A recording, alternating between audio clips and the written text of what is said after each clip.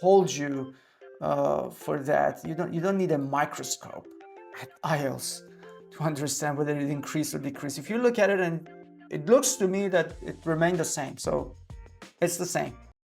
Are you like so many people that they have an Excel file or maybe a chart or a note where they put the information about their spendings, on food, maybe medicine, maybe gas bills, electricity bills, maybe car, petrol, gas, whatever. Because that's a good practice. Many people keep records of their expenditures, and they have a target. They want to save some money because they want to go on a trip or spend it on something valuable, buy gifts, whatever it is. But that is something, again, many people do, which makes it an ideal topic to talk about on a report. Yeah, that's not an essay. This time we have task 1, academic module report. Welcome to IELTS Juice. Let's see what the rubric has to offer. It says the chart below gives information about how families in one country, God knows which one, spent their weekly income in 1968 and in 2018. So all past tense. So it's going to be past tense again. What's the chart? Well, we have a bar chart, but this one is a horizontal bar chart, not a vertical one, not the conventional bar chart. We have horizontal ones, but they're still bars. And we don't have the name of the country. We only have 2 data points from 1968 and 50 years later in 2018. Wow, that's huge. That's a lot.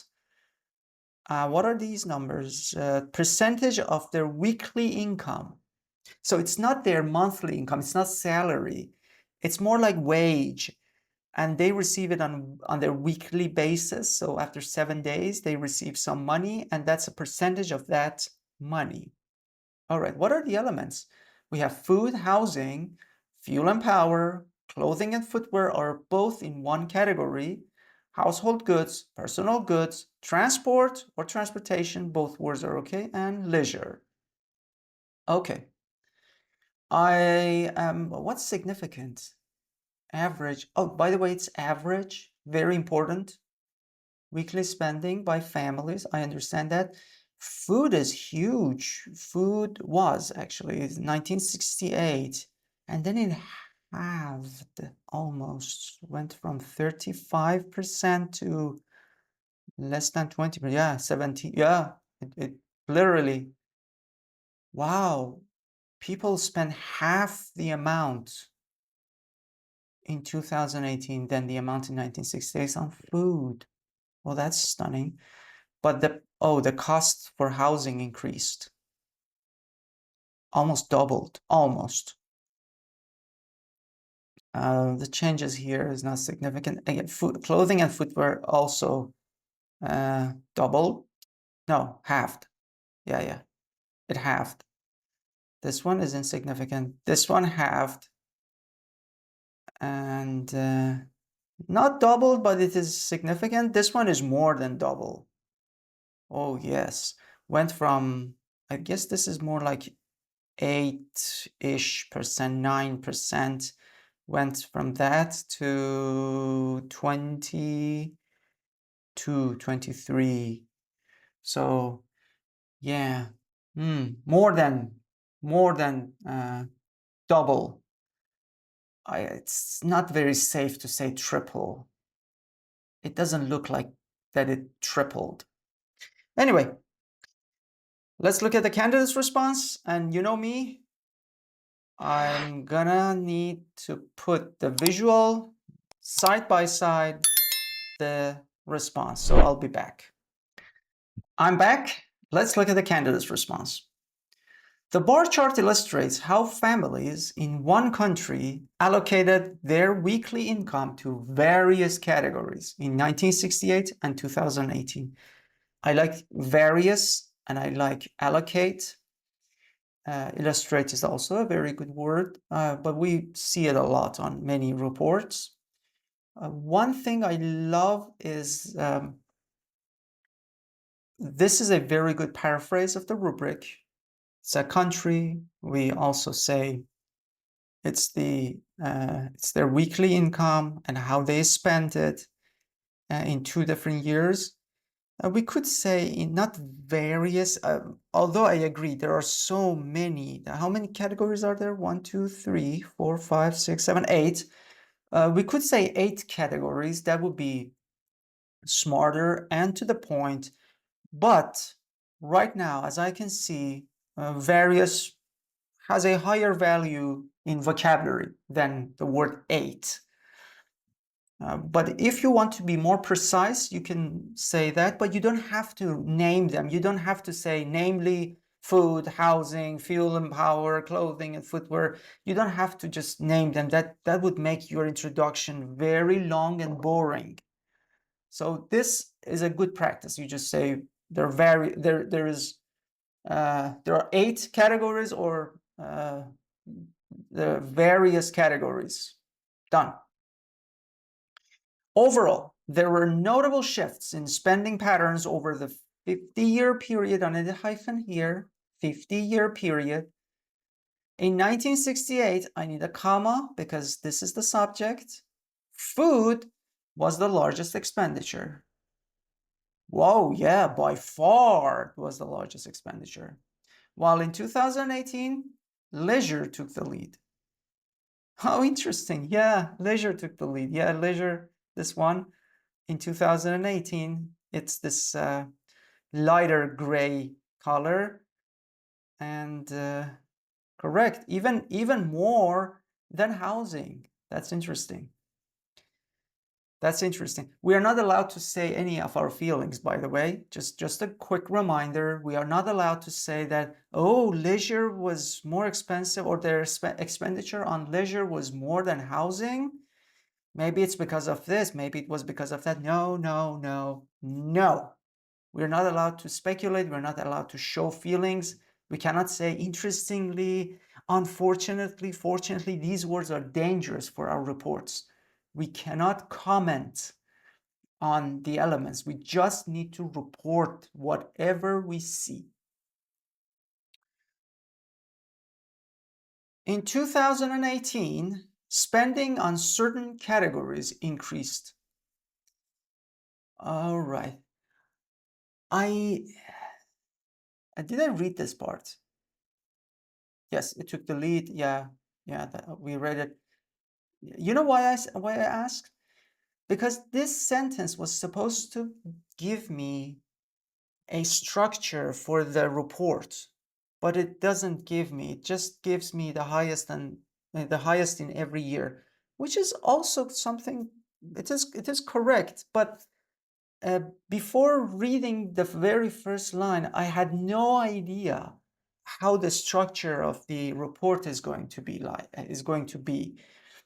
And now that I read this and I saw the word increase, and here I can see the word decrease, I think in the first paragraph, we are going to talk about elements that increased from 1968 to 2018. For example, housing increased. You see, this is 1968, and then look at the 2018. What else increased? Transport increased, leisure increased. Those 3 elements increased. So I expect to see these 3 here. And then in the following paragraph, I expect to see the ones that decreased, like food, fuel and power, clothing and footwear, personal goods. There are 4 other items that decreased. Household goods remained really the same. I don't see much difference, right? No, seriously, they're really the same. I mean, IELTS is not going to hold you for that. You don't need a microscope at IELTS to understand whether it increased or decreased. If you look at it, and it looks to me that it remained the same, so it's the same. It doesn't fall under any of our categories.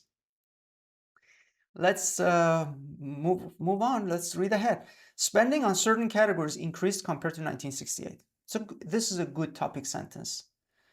I now understand that in the following lines, I'm going to read only about the elements that they had an increase. Housing saw a significant rise, increasing from about 10% to approximately 19% of weekly income. Transport expenditure also increased considerably. Okay. Yeah, it is considerable. Moving from just under 8%, I would have preferred to see 8 as EIGHT. It shows your spelling skills, and for numbers below 11, it is more formal, it is better to write them in full. IELTS is not going to penalize you. There is no penalty for that. I personally prefer for digits below 11, 10, and below 10, we just write them in full. That would be me. And it is really, in the real world, it is formal. But we don't have any rules for that. It's just a common practice. To around 14%, let me check if it's 14%. Yeah, that's correct. Clearly, the highest increase was for leisure.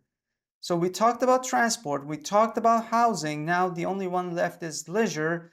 And clearly the highest increase was for leisure expenses, which went from 9%, again N-I-N-E, and then percent, P-E-R-C-E-N-T, to 23%. Yeah. All good. All good.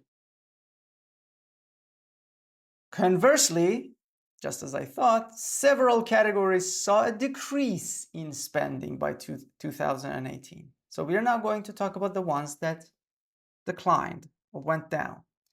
The proportion of income spent on food dropped significantly from around 35% to approximately 17%. Almost, you still need to keep the word approximately because it's not exact number. So it was approximately halved. Clothing and footwear expenditure also notably declined. Clothing and footwear. Yeah, again halved. But it is a notable decline, reducing from about 10% to under 5%. You see? It got halved. Additionally, spending on fuel and power decreased slightly over the period.